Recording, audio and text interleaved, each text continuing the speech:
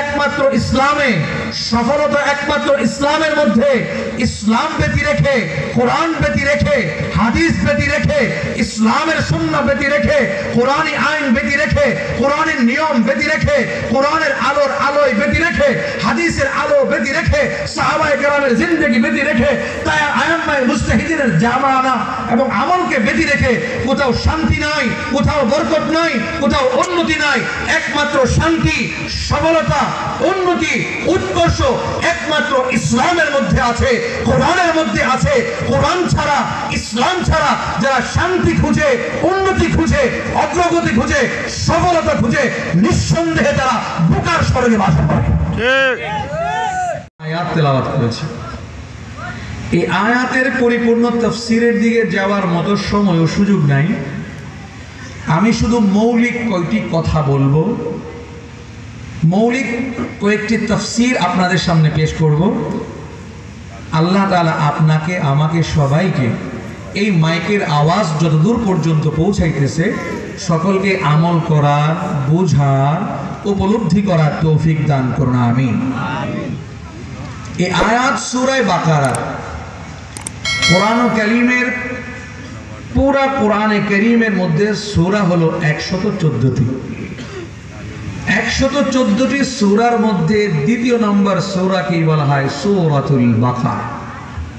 প্রথম সূরাকে বলা হয় সূরাতুল ফাতিহা। দ্বিতীয় নম্বর সূরাই হলো সূরা বাকারা। এখানে আমাদের অনেক নাস্তিক ভাইরা, অনেক বেদাতি ভাইরা না জানার কারণে আমাদের এই সূরাটাকে নিয়ে তারা হাসি তামাশা করে। তারা বলে বাকারা শব্দের অর্থ হলো গাভী, তাহলে সূরাতুল বাকারা অর্থ হলো গাভীর সূরা। বলে কোরআনে কারীম বলে মহান গ্রন্থ, এটা নাকি সম্মানিত কিতাব, এটা আসমানি শেষ কিতাব, সর্বশ্রেষ্ঠ কিতাব। তো এটার মধ্যে গাভীর সূরা, গাভী কি জিনিস? গাভী তো একটা চতুষ্পদ জন্তু, এটার নামে একটা সূরা কোরআনে কারীমের মধ্যে হলো, এইটা কেমন দেখায়? এটা নিয়ে আমাদের নাস্তিক ভাইরা, আমাদের বিধর্মী ভাইরা তাচ্ছিল্য করে। আসলে তারা জানে না, বুঝে না, তাই তারা তাচ্ছিল্য করে। আল্লাহ রাব্বুল আলামিন কোরআনে কারীমের মধ্যে সূরার নামকরণ করেছেন কেন? প্রথম সূরায় সূরা ফাতিহা, দ্বিতীয় সূরায় সূরা বাকারা, সূরা আলে ইমরান, সূরা নিসা। এই যে কোরআনে কারীমের এই সূরাগুলোর নাম, অনেকগুলো বক্তব্য আছে। এর মধ্যে একটি বক্তব্য হলো যে সূরার মধ্যে আল্লাহ রাব্বুল আলামিন যে বিষয়ে গুরুত্ব সহকারে আলোচনা করেছেন, বিস্তারিত আলোচনা করেছেন, কখনো কখনো আল্লাহ রাব্বুল আলামিন ওই সূরার নাম তার মধ্যের ঘটনার আলোকে ওই সূরার নামকরণ করেছেন। যেহেতু আল্লাহ রাব্বুল আলামিন কোরআনুল কারীমের দ্বিতীয় সূরা, এর মধ্যে গাভীর আলোচনা করেছেন, গরুর ঘটনাকে আলোচনা করেছেন, বনি ইসরাঈলদের এক হত্যাকাণ্ডের বিবরণ উদ্ঘাটন করার জন্য এই গাভীর, গরুর জবেহের ঘটনা আলোচনা করেছেন, অনেক বিস্তারিত আলোচনা করেছেন। তাই এই নামে আল্লাহর নবী বলেন আল্লাহ তাআলা এই পুরা সূরার নামকরণ করেছেন সূরাতুল বাকারা। এর দ্বারা কি বোঝায়? এর দ্বারা বোঝায় যে এই সূরার মধ্যে আল্লাহ তাআলা অনেক আলোচনা করেছেন, অনেক বিষয়, অনেক ঘটনাকে আলোচনা করেছেন। কিন্তু উল্লেখযোগ্য একটা ঘটনা হলো বনি ইসরাঈলদের এক যুবককে হত্যা করে ফেলা হয়েছে। সেই হত্যার রহস্য উদ্ঘাটন করবার জন্য আল্লাহ রাব্বুল আলামিন গরু জবেহ করার, একটি গাভী জবেহ করার ব্যাপারে নির্দেশ দিয়েছেন। সেই ঘটনার আলোকে এই সূরার নামকরণ করা হয়েছে সূরা বাকারা। অতএব এই কোরআনুল কারীমের দ্বিতীয় সূরার নাম সূরা বাকারা। এই সূরা বাকারার মধ্যে সর্বসাকুল্যে আয়াত সংখ্যা 286। এর মধ্যে আমি 208 নাম্বার আয়াত আপনাদের সম্মুখে তেলাওয়াত করেছি। মুফাসসিরিনে কেরামগণ লিখেছেন, সূরা বাকারা এত দামি একটা সূরা, কেউ যদি নিয়মিত তার ঘরে এই সূরা বাকারা তেলাওয়াত করে তাহলে তার ঘরে মৌলিক 4টা উপকার, তার পরিবারের মধ্যে আল্লাহ তাআলা 4টা উপকার আল্লাহ তাআলা নিজ দয়ায় পৌঁছায় দিবেন। সুবহানাল্লাহ। সূরা বাকারা যদি নিয়মিত কেউ তেলাওয়াত করে তাহলে মৌলিক বেসিক 4টি উপকার আল্লাহ রাব্বুল আলামিন দয়া করে তার পরিবারের মধ্যে, তার ঘরের মধ্যে আল্লাহ অবতীর্ণ করবেন, নাজিল করবেন। আমরা এই ফায়দাগুলো জানবো এবং প্রত্যেকেই নিজ ঘরে কোরআনে কারীম তেলাওয়াত করব। বিশেষ করে ফজিলতের সূরা সূরা বাকারাও তন্মধ্যে একটি ইনশাআল্লাহ।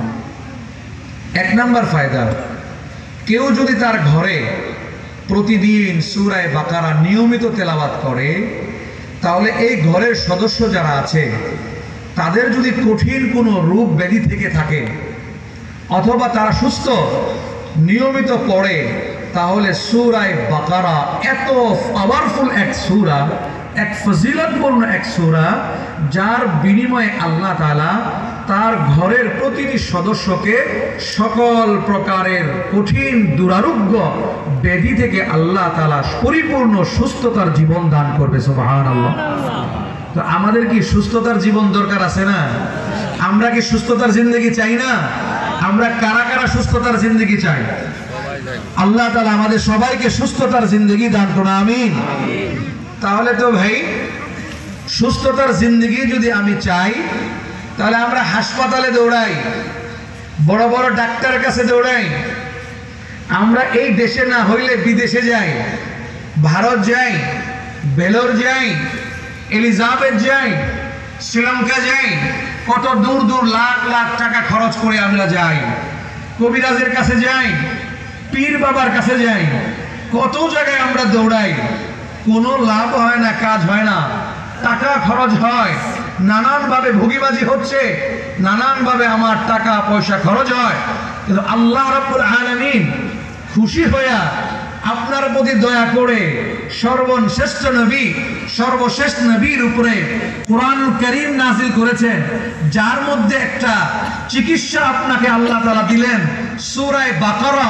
আপনি নিয়মিত পড়বেন ঘরে, টাকা লাগবে না, পয়সা লাগবে না, দরবারে যাওয়া লাগবে না, সেজদা করা লাগবে না, সিটি দেওয়া লাগবে না, মুরগি দেওয়া লাগবে না, কোনো রকমের মান্যত নাই, গরু নিতে হবে না, ছাগল নিতে হবে না, লাল শালু টানাইতে হবে না, ল্যাংটা বাবার যে পাবার যেতে হবে না, বেলোর যেতে হবে না, চেন্নাই যেতে হবে না, এলিজাবেথ যেতে হবে না, শ্রীলঙ্কায় যেতে হবে না। আপনি আপনার ঘরে বসেই শুধুমাত্র আল্লাহকে রাজি করবার জন্য সূরা বাকারা তেলাওয়াত করবেন। এর বিনিময়ে আল্লাহ বিনা পয়সা, বিনা খরচে ঈমানও বাঁচবে, আমলও বাঁচবে, আপনার সকল প্রকারের রোগ ব্যাধি থেকে আল্লাহ আপনাকে সুস্থতা দান করবে। এটা যদি ঘরে বসে পড়তে পারেন।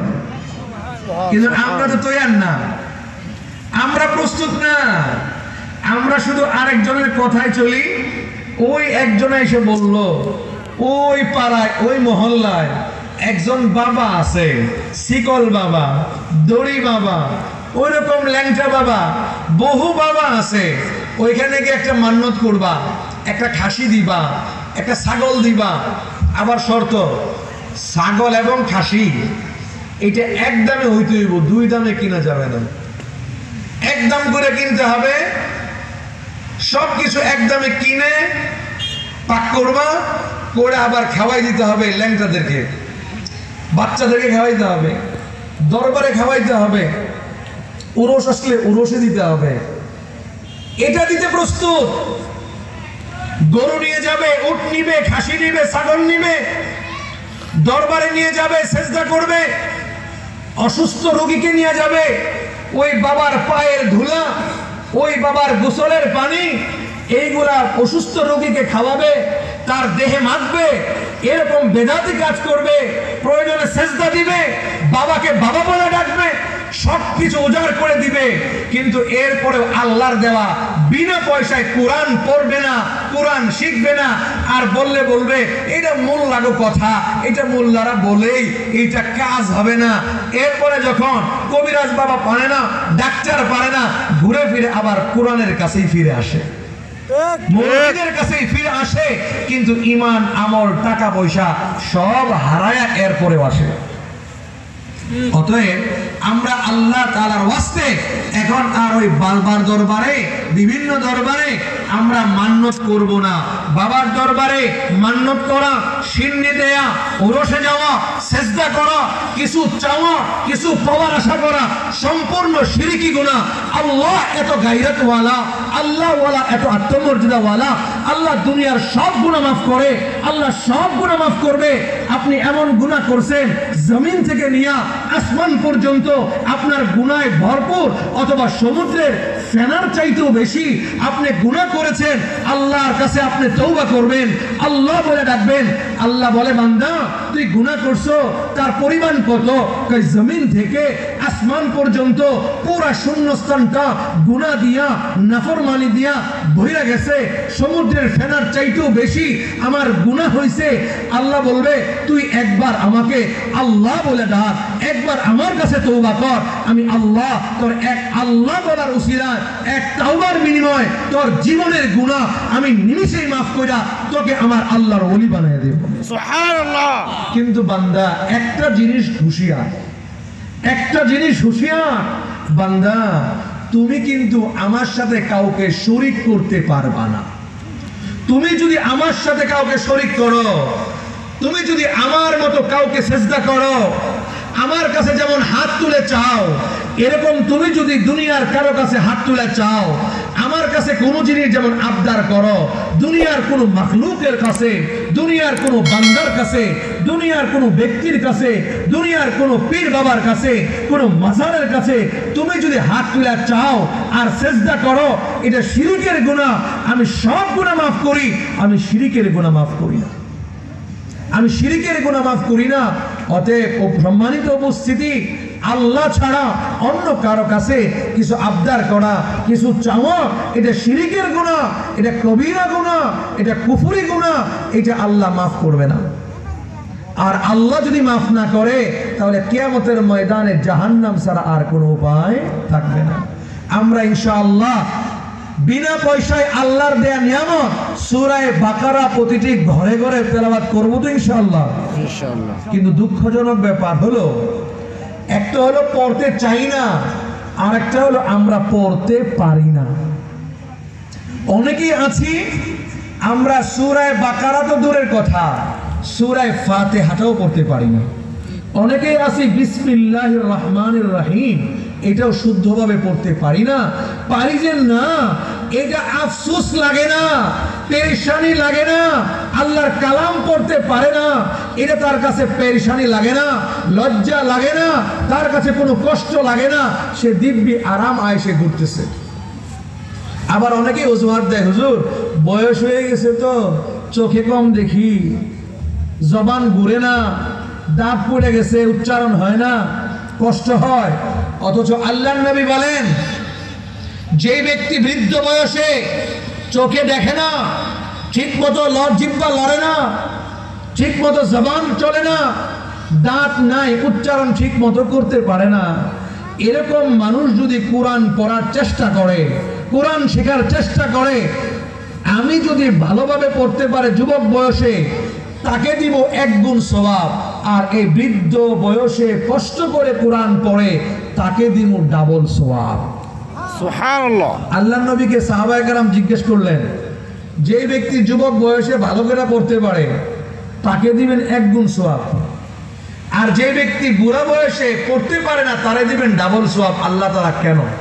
আল্লাহর নবী বলেন, এই কারণে, কারণ যুবকের তো দাঁত ঠিক আছে, জবান ঠিক আছে, তার চোখ এখনো দেখে, কিন্তু এই যে বুড়া মানুষটা চোখে ঠিক মতো দেখে না, ওযু বেশিক্ষণ ধরে রাখতে পারে না, জবান ঘুরে না, দাঁত ঠিক মতো নাই, উচ্চারণ হয় না, এরপরেও যে আমার কালাম করার চেষ্টা করতেছে, কষ্ট করতেছে, এই কষ্টের বিনিময়ে এক সওয়াব, আর কোরআনে কারীম তেলাওয়াত করার আরেক সওয়াব, তার আমল নামায় ডাবল সওয়াব দেওয়া হবে। সুবহানাল্লাহ।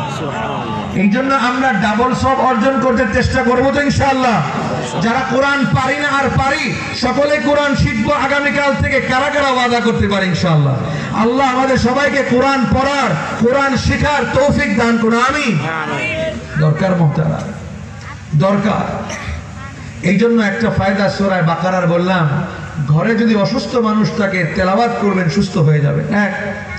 দুই নাম্বার, যে ঘরে সূরা বাকারা নিয়মিত পড়া হয়, ওই ঘরে কোনো জাদুঘর যদি জাদু করে, কোনো বান যদি কেউ বান মারে, কোন তাবিজ করে, তাহলে জাদু টোনা বান তাবিজ কবজ ওই পরিবারের কোনো সদস্যকে ক্ষতি করতে পারবে না। সুবহানাল্লাহ। শুধুমাত্র সূরা বাকারা পড়বেন।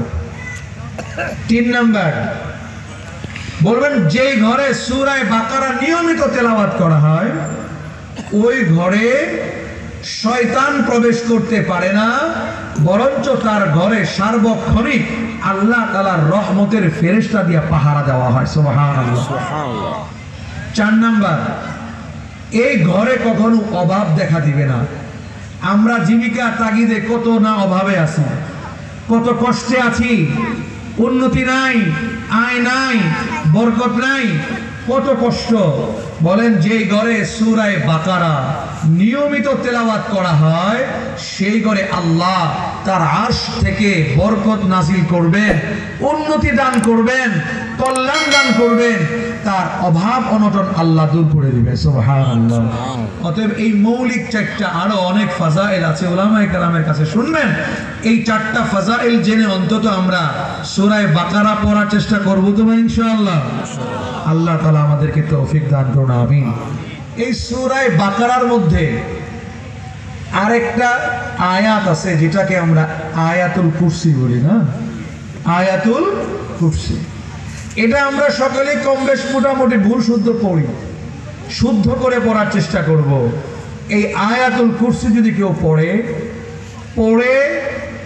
যেদিন পড়েছে, এই পুরা দিন সে আল্লাহ রাব্বুল আলামিনের হেফাজতে চলে যাবে। সুবহানাল্লাহ। যে রাতে পড়বে, পুরা রাত আল্লাহ তাআলার হেফাজতে চলে যাবে। তার অর্থ, দিনের বেলা যদি মারা যায়, রাতের বেলা যদি মারা যায়, আয়াতুল কুরসির বিনিময়ে আল্লাহ তাআলা তাকে সহজ হিসাবের মাধ্যমে জান্নাত দান করবে। সুবহানাল্লাহ। তো আমরা সহজ হিসাবে, বিনা হিসাবে জান্নাত পেতে চাই না ভাই? কার কার জান্নাতে যাওয়ার আশা আছে? লিল্লাহি তাকবীর, লিল্লাহি তাকবীর। আল্লাহ আমাদের সবাইকে জান্নাতে যাওয়ার তৌফিক দান করুন, আমিন। তাহলে আয়াতুল কুরসি সকালে 5 ওয়াক্ত নামাজের পরে পড়বো, চেষ্টা করবো ইনশাআল্লাহ। আর না হলে সকালে পড়বো, অন্তত রাতে পড়বো তো ইনশাআল্লাহ। আল্লাহ রাব্বুল আলামিন আমাদেরকে তৌফিক দান করুন, আমিন। এই সূরা বাকারার মধ্য থেকে আমি 208 নম্বর আয়াত তেলাওয়াত করেছি। এই আয়াতের মধ্যে আল্লাহ রাব্বুল আলামিন বলেন, ইয়া আইয়ুহাল্লাযীনা আমানু দুখুলু ফিস সিলমি কাফা। হে ঈমানদারগণ, তোমরা ইসলামের মধ্যে, তোমরা শরীয়তের মধ্যে, তোমরা কোরআনের মধ্যে পরিপূর্ণ প্রবেশ করো। আল্লাহ রাব্বুল আলামিন কাফা শব্দ ব্যবহার করেছেন। এখানে উলামায়ে হযরত আছেন, সম্মানিত সভাপতি মহোদয় আছেন, উলামায়ে কেরাম আছেন। কাফা শব্দের অর্থ হলো জীবনের প্রতিটি ক্ষেত্রে, প্রতিটি স্তরে, প্রত্যেকটা জায়গায়, সর্বত্র, সব জায়গায় আমাকে আপনাকে কোরআন ইসলামের বিধানকে মেনে চলতে হবে। এই জন্য আল্লাহ রাব্বুল আলামিন আমাদেরকে খুব গুরুত্ব সহকারে বললেন, ইয়া আইয়ুহাল্লাযীনা আমানু দুখুলু ফিস সিলমি কাফা। হে ঈমানদারগণ, তোমরা সিলমের এক অর্থ হলো ইসলামের মধ্যে তোমরা পরিপূর্ণ দাখিল হও। সিলমের আরেক অর্থ শান্তি, আসসালামা। অর্থ তোমরা, হে ঈমানদারগণ, পরিপূর্ণ শান্তির মধ্যে প্রবেশ করো। তার অর্থ কি দাঁড়ায়? তার অর্থ দাঁড়ালো, আল্লাহ তাআলা ঘোষণা করলেন, ঈমানদারেরা তোমরা ইসলামের মধ্যে পরিপূর্ণ দাখিল হও। আরেক অর্থ, হে ঈমানদারগণ, তোমরা শান্তির মধ্যে পরিপূর্ণ দাখিল হও। তার অর্থই হলো এক কথা, শান্তি একমাত্র ইসলামে, সফলতা একমাত্র ইসলামের মধ্যে। ইসলাম ব্যতি রেখে, কোরআন ব্যতি রেখে, হাদিস ব্যতি রেখে, ইসলামের সুন্নাহ ব্যতি রেখে, কোরআনী আইন ব্যতি রেখে, কোরআনের নিয়ম ব্যতি রেখে, কোরআনের আলোর আলোয় ব্যতি রেখে, হাদিসের আলো ব্যতি রেখে, সাহাবায়ে কেরামের জিন্দেগি ব্যতি রেখে, তাই আইম্মায়ে মুজতাহিদিনের জামানা এবং আমলকে ব্যতি রেখে কোথাও শান্তি নাই, কোথাও বরকত নাই, কোথাও উন্নতি নাই। একমাত্র শান্তি, সফলতা, উন্নতি, উৎকর্ষ একমাত্র ইসলামের মধ্যে আছে, কোরআনের মধ্যে আছে। কোরআন ছাড়া, ইসলাম ছাড়া যারা শান্তি খুঁজে, উন্নতি খুঁজে, অগ্রগতি খুঁজে, সফলতা খুঁজে, নিঃসন্দেহে তারা বোকার স্বর্গে বাস করে। ঠিক মোহতারাম, এই জন্য আল্লাহ রাব্বুল আলামিন আমাদেরকে ইশারা করে বলেছেন, নির্দেশ দিয়ে বলেছেন, তোমরা ইসলামের মধ্যে পরিপূর্ণ প্রবেশ করো, তোমরা শান্তির মধ্যে পরিপূর্ণ প্রবেশ করো। অর্ধেক ঢুকবা, অর্ধেক না, এমন হতে পারবে না। অতএব এই আয়াতের এতটুকু অংশে আমরা কি বুঝলাম? আল্লাহ তাআলা আমাদেরকে নির্দেশ দিয়েছেন, ও ঈমানদারেরা, তোমরা ইসলামের বিধিবিধানের মধ্যে পরিপূর্ণ দাখিল হও। আমাদের এই আয়াতের অনুবাদ ক্লিয়ার? আমরা বুঝতে পেরেছি? আবার বলি, সামনে কিছু কথা বলবো, কষ্ট হবে হজম করতে, হজম করতে কষ্ট হতে পারে। এই জন্য আগে এই আয়াতের কথাটা বারবার শিখে নিই। এই ওয়াজ মাহফিল গতানুগতিক ওয়াজ মাহফিল নয়, এটা একটা সবক। আমরা শেখার জন্য আসছি ইনশাআল্লাহ। আল্লাহ তাআলা আমাদেরকে শেখার তৌফিক দান করুন। আল্লাহ তাআলা এই আয়াতে কি বললেন? আয়াতের নাম্বার কত? 208। সূরার নাম্বার, সূরার নাম সূরা বাকারা। কত নাম্বার সূরা? 2 নাম্বার সূরা। আয়াত কি? ইয়া আইয়ুহাল্লাযীনা আমানু দুখুলু ফিস-সিলমি কাফা। অর্থ কি? হে ঈমানদারগণ, তোমরা ইসলামের বিধিবিধানের মধ্যে পরিপূর্ণ দাখিল হও। আল্লাহ রাব্বুল আলামিন অর্ধেক দাখিল হওয়ার জন্য বলেছেন? আংশিক? 3 ভাগের 1 ভাগ? 2 ভাগ? না পরিপূর্ণ? পরিপূর্ণ। আল্লাহ তাআলা ইসলামের মধ্যে আমাকে আপনাকে পরিপূর্ণ প্রবেশ করার, দাখিল হওয়ার জন্য বলেছেন। আমরা ইনশাআল্লাহ প্রত্যেকটা স্তরে, প্রত্যেকটা ক্ষেত্রে, জীবনের বাঁকে বাঁকে, প্রতিটি জায়গায় আমরা ইসলামের মধ্যে পরিপূর্ণ প্রবেশ করতে পারবো তো ইনশাআল্লাহ? ইনশাআল্লাহ। আল্লাহ তাআলা আমাদেরকে ইসলামের মধ্যে, ইসলামের বিধিবিধানে পরিপূর্ণ দাখিল হওয়ার তৌফিক দান করুন। আমিন আমিন। ইসলামী রীতিনীতির মধ্যে একটা বলি, যেহেতু সামনে শীতকাল, এই শীতকালে এটা বেশি হবে। শীতকালকে আমাদের দেশে বলা হয় বিবাহের সিজন। শীতকাল আমাদের দেশে বিবাহের সিজন, মানে বেশি বিবাহ হয়। কারণ কি? কারণ ঝড় বৃষ্টি নাই, অনুষ্ঠান করে শান্তি। আর আষাঢ় শ্রাবণ মাসগুলোতে এগুলো তো ঝড় বৃষ্টি হয়, রোদ থাকবে, এই জন্য অনুষ্ঠান করতে কষ্ট। শীতকালে এই জন্য আয়োজন হয়। তো অনেক জায়গায় অনেকে মেয়ে বিয়ে দিবেন, ছেলে বিয়ে দিবেন, তাহলে ইসলামী রীতিনীতির মধ্যে অন্যতম একটা রীতিনীতি ইসলামী বিয়ে। অতএব এই বিয়ের ক্ষেত্রে আমরা ইসলামী পরিপূর্ণ বিধান মানতে প্রস্তুত আছি ইনশাআল্লাহ। আমাদের মুসলমান সমাজেও হয় না। প্রথম শুরু থেকেই আমাদের এই বিবাহের ক্ষেত্রে হিন্দুদের প্রথা আমাদের অন্তর্ভুক্ত, আমাদের মধ্যে আছে। প্রথম থেকে শুরু হয় মেয়ে দেখার পালা। মেয়ে দেখবে, কার মেয়ে ভালো, কার পরিবার ভালো দেখবে, কোনো অসুবিধা নাই। শরীয়ত মেয়ে দেখার জন্য কার মেয়ে দেখবেন, কোন বাড়ি দেখবেন, শরীয়ত বলেন সচরাচর মেয়েকে বিবাহ করা হয় 4টা জিনিস দেখে। তুনকাহুল মারআতু লিআরবা, বিবাহ করা হয় 4টি জিনিস দেখে। 1 নাম্বার লিমালিহা, মাল দেখে, মাল সম্পদ আছে কিনা, এই মেয়ের বাবার কি আছে, সম্পদ আছে কিনা দেখে। 2 নাম্বার দেখে বংশ ঠিক আছে কিনা, দামি বংশ কিনা, মোটা বংশ কিনা, পাওয়ার প্রভাবশালী কিনা, 2 নাম্বার। 3 নাম্বার দেখে এই মেয়ে সুন্দরী রূপসী কিনা, এটা দেখে। পরে 4 নাম্বার যায় দেখে দিনদার আছে কিনা, নামাজ টামাজ পড়ে কিনা। এই 4টা দেখে সচরাচর বিবাহ করা হয়। কিন্তু আল্লাহর নবী বলেছেন এই 4টার মধ্যে সবচাইতে গুরুত্বপূর্ণ হলো দিনদারি দেখা। যেই মেয়ে দিনদার, যেই মেয়ে পরহেজগার, যেই মেয়ে দিন মানে, ইসলাম মানে, নামাজ মানে, পর্দা করে, হালাল হারাম বুঝে, পাক না পাক বুঝে, ওযু গোসল বুঝে, এই মেয়েকে দেখে তোমরা বিবাহ করাও। এটা যদি দেখা করাও তাহলে তোমার ঘরে শান্তি আসবে, তোমার ঘরে রহমত আসবে। কিন্তু আমাদের সমাজে পুরাটাই উল্টা। দিনদারি দেখে 4 নম্বরে, সবার পরে আগে দেখে বংশ ভালো কিনা, পরে দেখে টাকা আছে কিনা, এরপরে দেখে মেয়েটার রূপে গুণে সুন্দর কিনা, আচ্ছা এরপরে নামাজ রোজা কালাম পারে কিনা, এরপরে দেখে, আগে দেখে না। অথচ কোরআন বলে, হাদিস বলে, মেয়েকে বিবাহ করাবা, ছেলেকে বিবাহ করাবা, পাত্রী যে দেখবা, পাত্রের প্রথম গুণ হওয়া দরকার তার মধ্যে দিনদারি আছে কিনা। মা যদি দিনদার হয়, মা যদি পরহেজগার হয়, আবেদা হয়, তাহাজ্জুদ গুজার হয়, কোরআন তেলাওয়াত করে, পর্দা করে, হালাল হারাম বেঁচে চলে, তাহলে তার গর্ভের সন্তান, আগত প্রজন্ম, আগত সন্তানও দিনদার হবে। আর মা যদি বদকার হয়, বেহায়া হয়, নির্লজ্জ হয়, বেপরদা হয়, বেয়াদব হয়, সু হয়, তাহলে তার সন্তানও বেয়াদব হবে। এই জন্য মা গুণে ঝি, মা ঠিক হলে তার পেটে সন্তান জন্ম নেবে, আগত প্রজন্ম আসবে। এই জন্য শরীয়ত বলে দিনদারি আগে দেখো, টাকা দেখো না, সম্পদ দেখো না, বংশ দেখো না, তুমি তার সৌন্দর্য দেখো না, তুমি তার দিনদারি দেখো। কিন্তু আমরা পরিবর্তন করে ফেলেছি। এই জন্য দিনদারিকে প্রাধান্য দিতে হবে, দিনদারিকে অগ্রাধিকার দিতে হবে। দিনদারি যদি অগ্রাধিকার দেই তাহলে আজকের দিনেও সেই যায়েদ বিন তারেক তৈরি হবে, সেই মুহাদ্দিস দেহলভী তৈরি হবে, সে কাসেম নানুতুবি তৈরি হবে, আহমদ শফি তৈরি হবে, আল্লামা জুনায়েদ বাবুনগরী তৈরি হবে, আল্লামা মামুনুল হক তৈরি হবে।